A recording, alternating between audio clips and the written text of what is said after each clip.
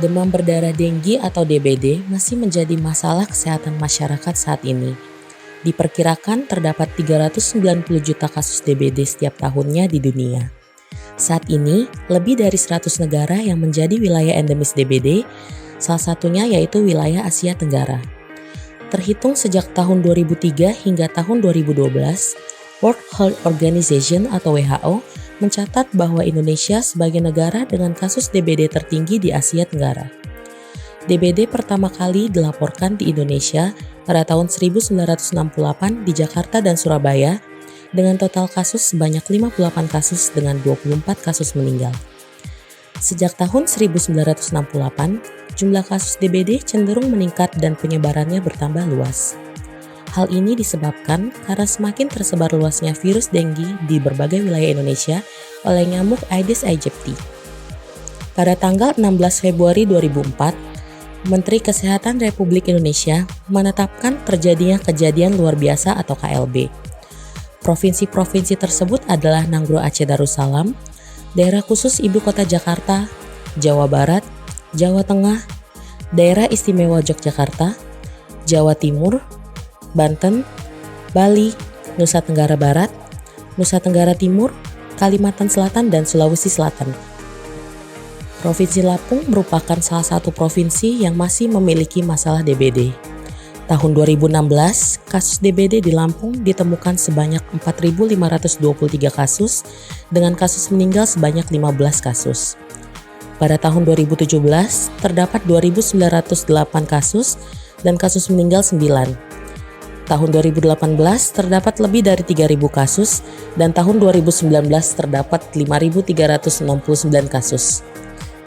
Berdasarkan profil kesehatan Provinsi Lampung, diketahui bahwa tahun 2017, Kota Bandar Lampung menjadi kabupaten atau kota dengan jumlah kasus DBD terbanyak di Provinsi Lampung.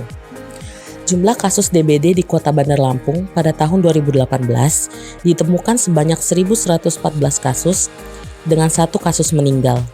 Tahun 2019 tercatat 1.198 kasus dengan 1 kasus meninggal, dan tahun 2020 tercatat sebanyak 1.048 kasus dengan 1 kasus meninggal.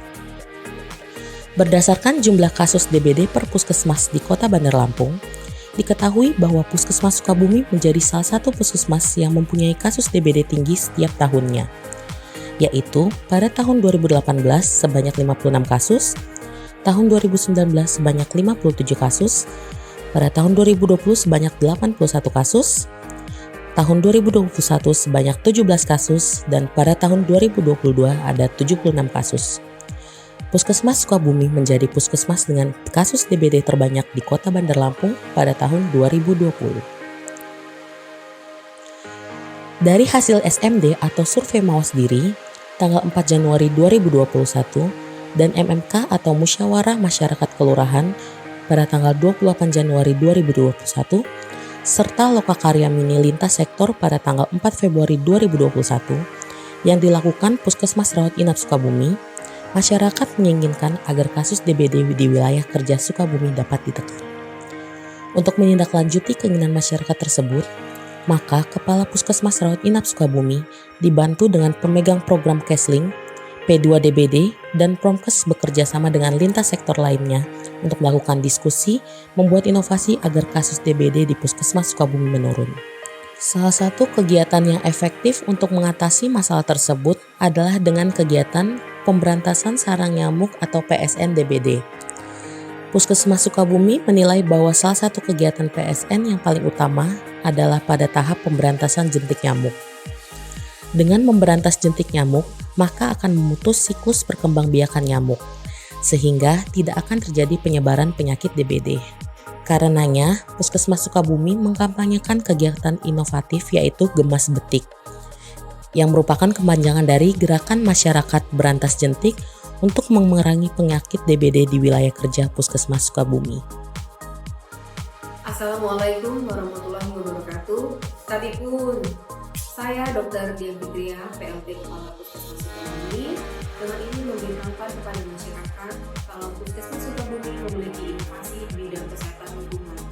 Inovasi ini berdasarkan dari laporan program kesehatan lingkungan atas tingkat kejadian demam berdarah yang meningkat dari tahun lengkap.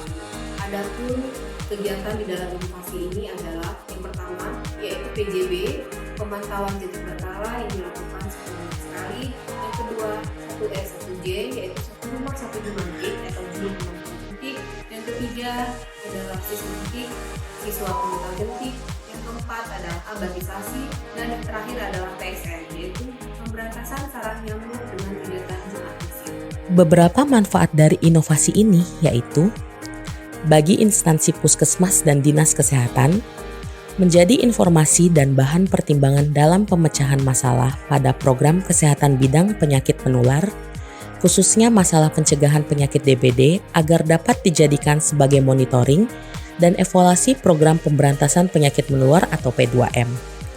Bagi masyarakat dan instansi lain, sebagai dasar pengetahuan dan pemikiran serta menjadi informasi dalam upaya pencegahan dan pemberantasan penyakit DBD di lingkungannya masing-masing.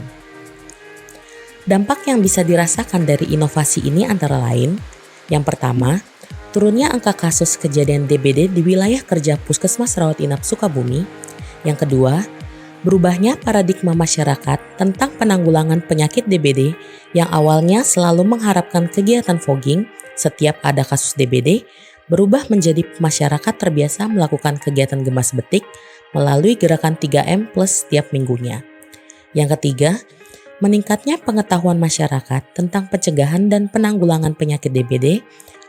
Yang keempat, mampu mengubah paradigma masyarakat menjadi tanggung jawab pemberantasan jentik adalah tanggung jawab masyarakat bukan puskesmas.